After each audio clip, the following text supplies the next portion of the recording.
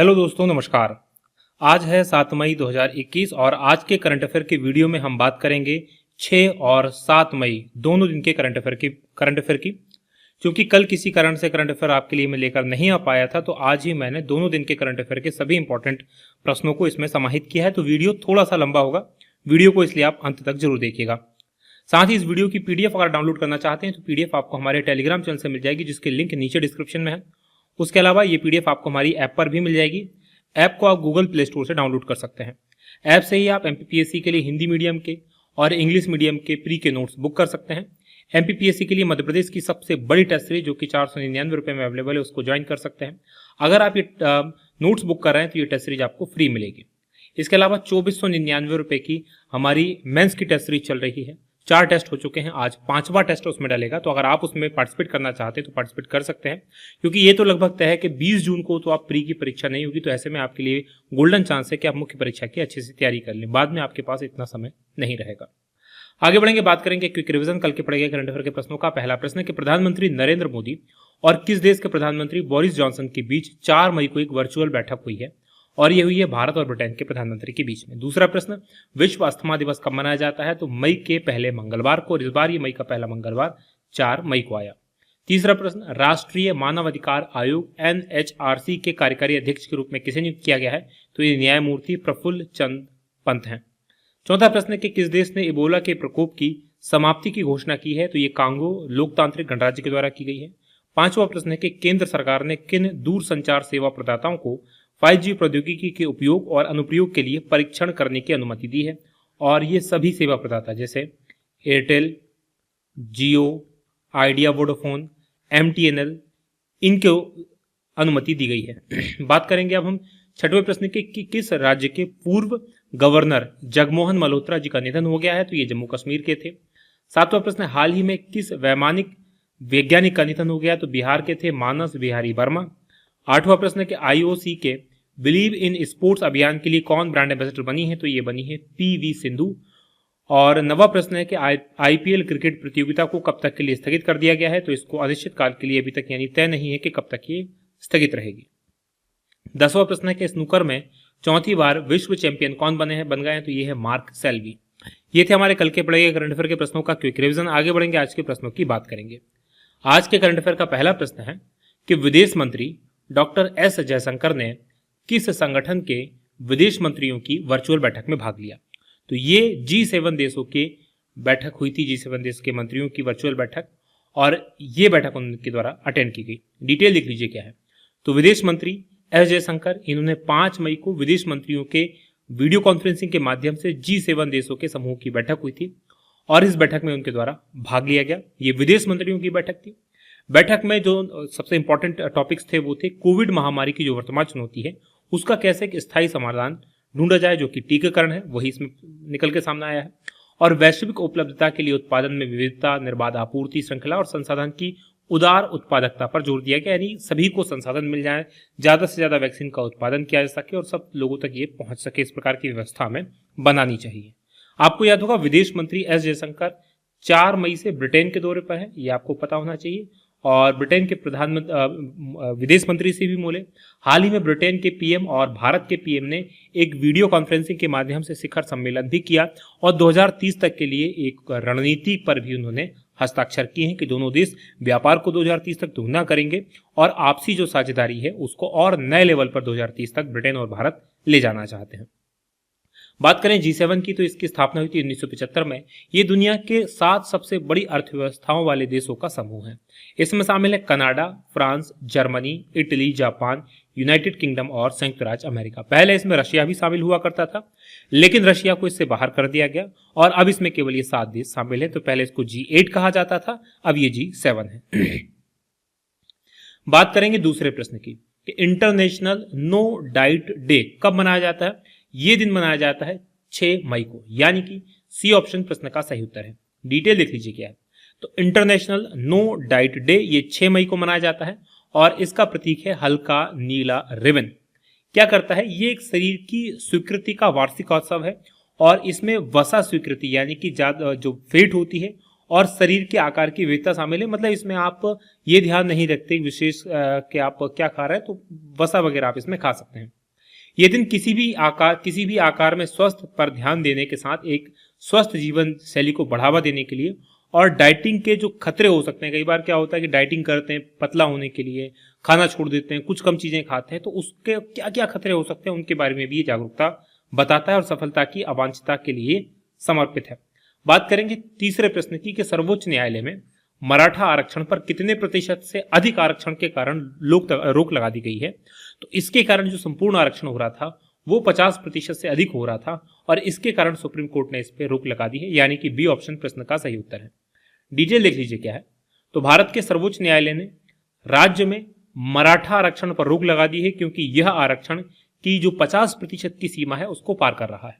सर्वोच्च न्यायालय का कहना है कि महाराष्ट्र सरकार ने एक्चुअल में कानून बनाया था, उस कानून को इन्होंने असंवैधानिक बता दिया है और इससे क्या होता था कि जो मराठा समुदाय होता है उसको रोजगार देने के लिए और जो शिक्षा में उनके लिए कोटा फिक्स कर दिया गया था महाराष्ट्र के अंतर्गत। चूंकि सर्वोच्च न्यायालय के पास देश में बने किसी भी कानून के ऊपर न्यायिक सक्रियता के तहत ये देखने का अधिकार है कि वो कानून संविधान के अनुरूप है या अनुरूप नहीं है। अनुच्छेद 13 भारत के संविधान का ये इसी के बारे में लगभग बात करता है, तो उसी के तहत इनको ये असंवैधानिक किया गया है। उच्चतम न्यायालय जो है वो इसकी स्थापना 28 जनवरी 1950 को हुई थी। मुख्य न्यायाधीश वर्तमान में न्यायमूर्ति एन वेंकट रमन्ना बने हैं और कुल पद जो है इसमें 34 है। सर्वोच्च न्यायालय के गठन का जो प्रावधान है संविधान के अनुच्छेद 124 में है। बात करेंगे चौथे प्रश्न की कि पहली आर्टिफिशियल इंटेलिजेंस युक्त शिप कौन सी बनी है। शिप ये पानी पर चलती है और ये बनी है माय फ्लावर 400, यानी कि डी ऑप्शन प्रश्न का सही उत्तर है। डिटेल देख लीजिए और ये क्या करेगी ये जान लीजिए। तो माय फ्लावर 400 ये दुनिया का पहला आर्टिफिशियल इंटेलिजेंस जहाज है। एक आर्टिफिशियल इंटेलिजेंस है तो इसमें मानव को बैठकर इसको चलाने की आवश्यकता नहीं है। ये टकराव अगर सामने आ रहा है तो इसमें सेंसर्स लगे हैं, उनके माध्यम से ये टकराव से बच सकता है और अगर किसी प्रकार से कोई खराबी आ जाती है तो ये खुद को ठीक भी कर सकता है।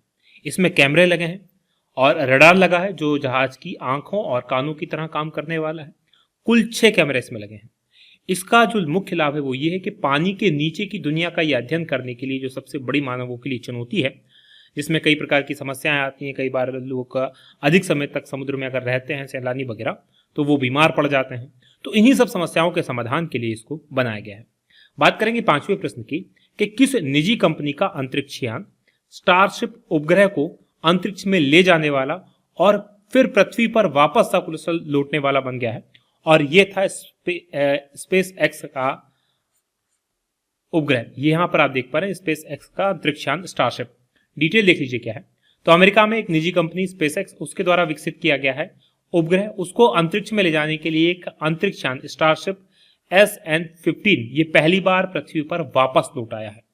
देखिए इलोन मस्क की ये कंपनी है स्पेस एक्स, आपने नाम सुना होगा इलोन मस्क की। और कुछ कंपनियां हैं जैसे टेस्ला है, इसके अलावा स्टारलिंक है जो दुनिया में हर जगह इंटरनेट प्रोवाइड करने की बात कर रही है, आप कहीं भी हो। 12,000 सैटेलाइट इसके लिए स्टारलिंक पहुंचा रहा है।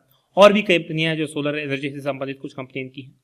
एलोन मस्क की कंपनी द्वारा इसको विकसित किया गया है और प्रारंभ में 4 उड़ानें इसकी असफल रही थी और इस अंतरिक्ष यान की मदद से अंतरिक्ष यात्री और बड़ी मात्रा में रसद को चंद्रमा और मंगल ग्रह के अभियानों पर भेजा जा सकता है, ये इसकी क्षमता है। इस अभियान को अमेरिका के टेक्सास शहर से छोड़ा गया था और 16 मंजिलों की लगभग इसकी हाइट है, 3 इंजनों से युक्त है और 5 मई को टेक्सास राज्य के दक्षिणी हिस्से में ये वापस आ गया। अब मैं आपको बताऊं ये वापस आना इतना इंपॉर्टेंट क्यों है।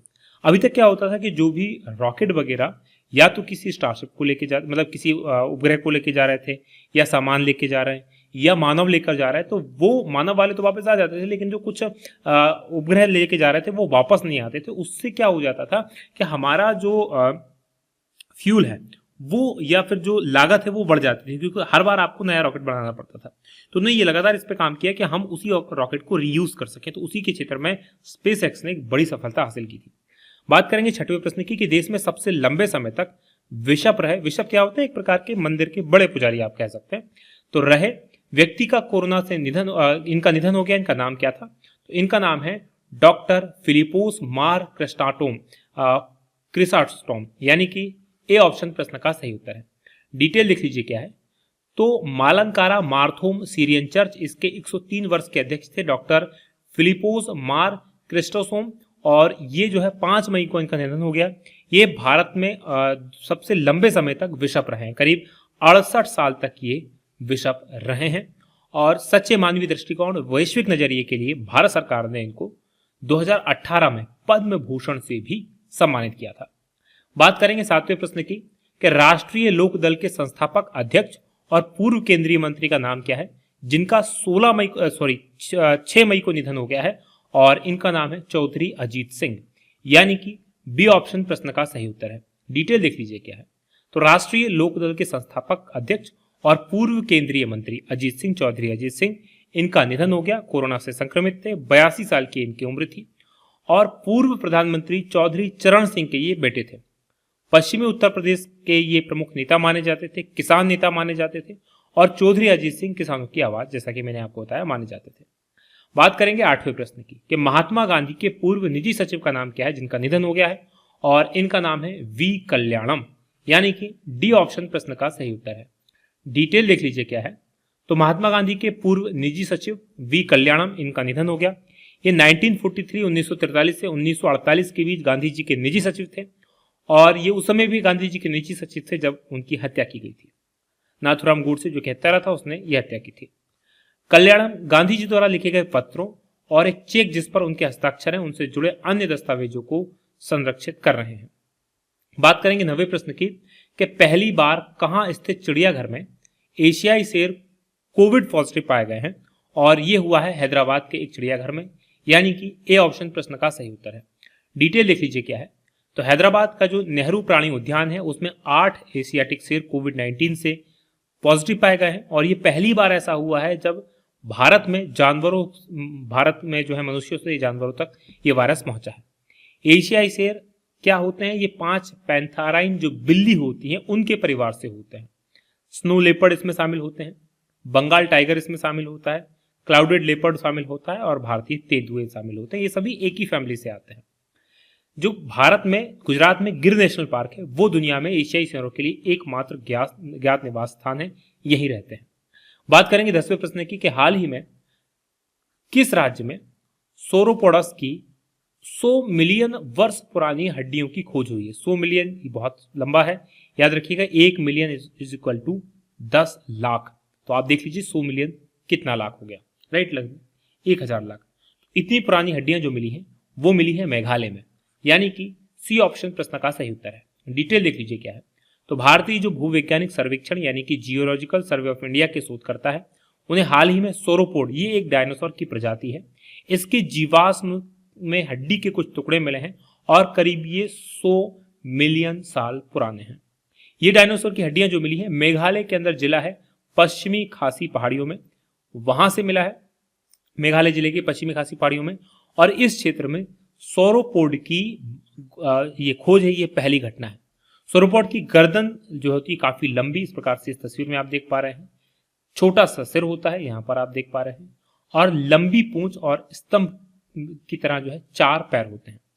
मेघालय भारत का ऐसा 5वां राज्य बन गया जहां पर सोरोपोडस के साक्ष्य मिले हैं। इससे पहले गुजरात, मध्य प्रदेश, महाराष्ट्र और तमिलनाडु में इसके साक्ष्य मिले हैं। मध्य प्रदेश का जबलपुर वो जगह थी जहां पर सबसे पहले किसी भी डायनासोर के भारत में साक्ष्य मिले थे, तो ये भी आप याद रखिएगा। अच्छा, मेघालय के बारे में ही एक और तथ्य जो याद रखिएगा कि मेघालय युग का नाम आपने करंट अफेयर में पिछले 1-2 साल पहले सुना होगा कि मेघालय युग जो है वो क्या है। ये मेघालय युग, देखिए आप सभी को पता है, जो पृथ्वी है करीब 4.5 अरब साल पहले, 4.6 अरब साल पहले हमारा सौरमंडल बनना स्टार्ट हुआ था, हमारी पृथ्वी बनी थी। उसके बाद 4 अरब साल पहले करीब पृथ्वी बनी। तो जो पृथ्वी बनने से अब तक का इतिहास है, उसको भूवैज्ञानिकों ने कुछ हिस्सों में बांटा है, जैसे आर्कियन युग हो गया। तो इसी प्रकार से जो अभी युग चल रहा है उसका नाम है होलोसीन युग। क्या नाम है उसका? होलोसीन युग। इस होलोसीन युग को भी फिर छोटे छोटे युगों में बांटा जाता है, और जो पिछले 4200 साल पहले एक युग आया था, मतलब युग शुरू हुआ था, ये था मेघालय युग, इसका नाम दिया गया है। क्यों नाम दिया गया मेघालय युग और क्या था युग? तो 4200 साल पहले क्या हुआ था कि उस समय 200 साल तक पूरी पृथ्वी पर भयंकर सूखा पड़ा था, और उस सूखे के कारण ही क्या हुआ, जो सभ्यताएं उस समय कृषि पर जीवित थी वो समाप्त हो गई थी, और उन्हीं सभ्यताओं में से एक जो सिंधु घाटी सभ्यता है, मेसोपोटामिया सभ्यता है, वो सारी सभ्यताएं भी शामिल है। तो इस चीजों के साक्ष्य के ऐसा 200 साल पहले, मतलब 4200 साल पहले 200 साल का एक लंबा सूखा पड़ा था, उसके कुछ साक्ष्य मेघालय की एक गुफा में मिले हैं, और उसी के कारण इस युग का नाम मेघालय युग किया गया है, और यह मेघालय युग 1950 में समाप्त हुआ माना जाता है। बात करेंगे अब हम मेघालय की, तो इसकी राजधानी शिलोंग है, मुख्यमंत्री कॉनराड संगमा है, राज्यपाल सत्यपाल मलिक है। बात होगी 11वें प्रश्न की कि कौन सी सरकारी कंपनी 100 सबसे मूल्यवान भारतीय फर्मों की सूची में शामिल हुई है, और इस कंपनी का नाम है सेल, SAIL, यानी कि steel authority of India limited. B option प्रश्न का सही उत्तर है। डिटेल देख लीजिए क्या है। तो सेल ने 100 सबसे मूल्यवान जो भारतीय फर्म है, भारतीय कंपनियां हैं, उनकी सूची में प्रवेश कर लिया है, और ये कंपनी इस्पात मंत्रालय जो भारत का, उसके अधीन काम करती है। सेल का वार्षिक टर्नओवर लगभग 10 बिलियन अमेरिकी डॉलर है। बिलियन याद रखिएगा, बिलियन होता है अरब, राइट। इसमें 5 बड़े एकीकृत स्टील प्लांट है, यानी कि ये स्टील निर्माण का काम यहां पर करते हैं। राउरकेला में है steel plant, Bhilai steel plant है, दुर्गापुर स्टील प्लांट है, IISCO ये सेल का है, और बोकारो स्टील प्लांट है। अभी चाइना में दुनिया में सबसे ज्यादा अगर कच्चा इस्पात कहीं पैदा होता है तो वो चाइना में, दुनिया का लगभग 51% इस्पात जो है वो चाइना में होता है। 2019 में भारत जापान को पीछे छोड़कर दुनिया का दूसरा सबसे बड़ा इस्पात उत्पादक देश बन गया था। बात करें 12वें प्रश्न की कि यूनेस्को विश्व प्रेस स्वतंत्रता सूचकांक 2021 का सम्मान किसे दिया गया है, और यह सम्मान दिया गया है मारिया रेसा को, यानी कि डी ऑप्शन प्रश्न का सही उत्तर है। डिटेल देख लीजिए क्या है। तो मारिया रेसा को यूनेस्को गुलेर्मो केनो विश्व प्रेस स्वतंत्रता पुरस्कार 2021 के विजेता के रूप में घोषित किया गया है, और ये करीब $25,000 का पुरस्कार है जो यूनेस्को के द्वारा दिया जाता है। ये दिया जाता है विशेष रूप से खतरे की स्थिति में प्रेस की स्वतंत्रता की रक्षा या संवर्धन में उत्कृष्ट योगदान देने की मान्यता को लेकर, यानी कि कोई ऐसा व्यक्ति जिसने बहुत ज्यादा खतरा होने के बाद भी प्रेस की स्वतंत्रता को जिंदा रखा। इस पुरस्कार का नाम कोलंबियाई पत्रकार गुलेर्मो केनो के नाम, केलेमो इसाजा के नाम पर रखा गया है। यूनेस्को ने रेसा के एक पत्रकार के रूप में 3 दशक से का लंबा करियर का हवाले देते हुए कहा है कि एशिया के लिए CNN के प्रमुख खोजी रिपोर्टर के रूप में और फिलीपीन ब्रॉडकास्ट यानी ABS CBN के समाचार प्रमुख के रूप में ने काफी अच्छा काम किया, और उन्हीं के लिए पुरस्कार इनको दिया गया है। बात करेंगे यूनेस्को की, यानी कि united nations educational scientific and cultural organisation की, तो इसका मुख्यालय पेरिस फ्रांस में स्थापना हुई थी 16 नवंबर 1945 को।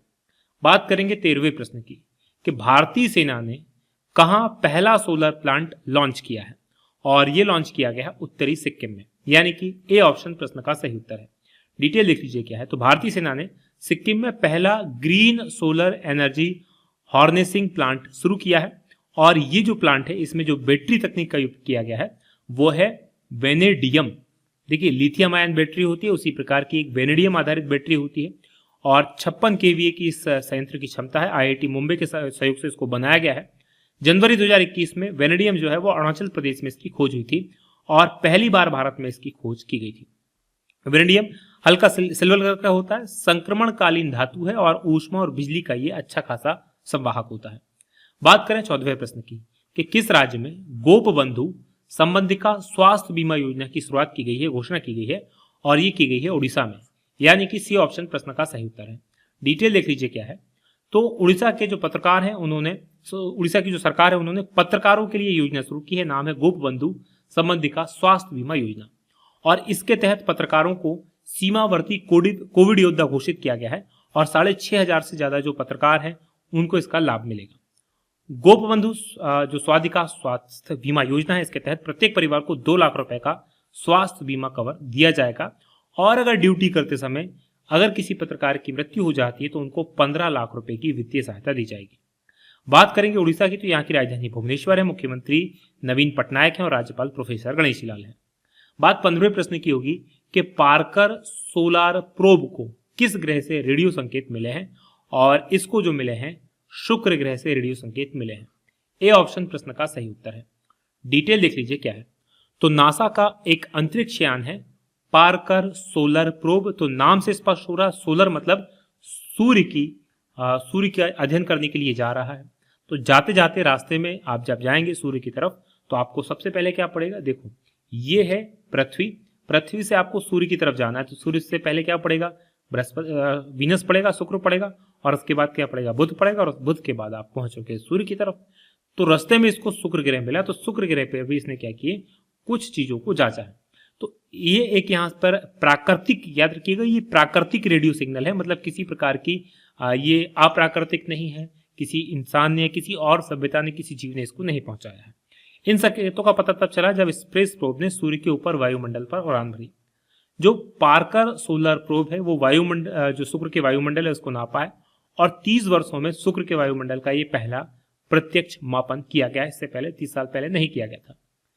पार्कर सोलर प्रोब के निष्कर्षों के अनुसार पृथ्वी की ही तरह सूर्य में भी ऊपरी वायुमंडल में गैस की एक विद्युत आवेशित परत है। जैसे हमारे यहाँ अलग अलग मंडल है, समताप मंडल है, क्षोभ मंडल है, उसी और सबसे ऊपर आयन मंडल है।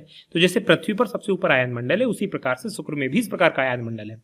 और याद रखिएगा शुक्र को पृथ्वी की जुड़वा बहन भी कहा जाता है, याद रखना आपको। जो पार्कर सोलर प्रोब है वो सूर्य के बाहरी, जो सूर्य का बाहरी शब्द इसको कोरोना कहा जाता है, याद रखिएगा ये वाला कोरोना नहीं है, वो दूसरा वाला कोरोना है, सूर्य का जो बाहरी आवरण है। तो इसके बारे में अध्ययन करेगा। 2018 में इसको लॉन्च किया गया था, और क्योंकि 15 करोड़ किलोमीटर दूर है सूर्य, लगभग 15 साढ़े 15 करोड़ किलोमीटर, तो ये 2025 तक सूर्य के केंद्र से लगभग 6.9 मिलियन किलोमीटर के तक दूरी पर पहुंचेगा। याद रखिएगा केंद्र से 6.9 मतलब 7 मिलियन, लगभग 70 लाख किलोमीटर दूर के आसपास ये पहुंच जाएगा। ये था आज का हमारा वीडियो। अब बात करेंगे कल के सवाल की। कल मैंने आपसे प्रश्न पूछा था कि पश्चिम बंगाल में किस पार्टी ने बहुमत हासिल किया है। तो ये तृणमूल कांग्रेस है, जिसने 200 से ज्यादा सीटें जीती हैं, शायद 213 या 214 सीटें इन्होंने जीती हैं, और फिर 75-76 के आसपास जो सीटें मिली हैं वो बीजेपी को मिली हैं। चलिए अब आज के प्रश्न की तरफ बढ़ जाते हैं। आज का हमारा सवाल है कि सर्वश्रेष्ठ अभिनेता का दादा साहब फाल्के पुरस्कार 2021 किसे प्रदान किया गया है। कमेंट करके बताइएगा कि ये पुरस्कार किसे दिया गया, और ये वीडियो कैसा लगा बताना मत भूलिएगा। आज की बात करेंगे यही समाप्त। आप लोगों का बहुत बहुत धन्यवाद। जय हिंद, जय भारत।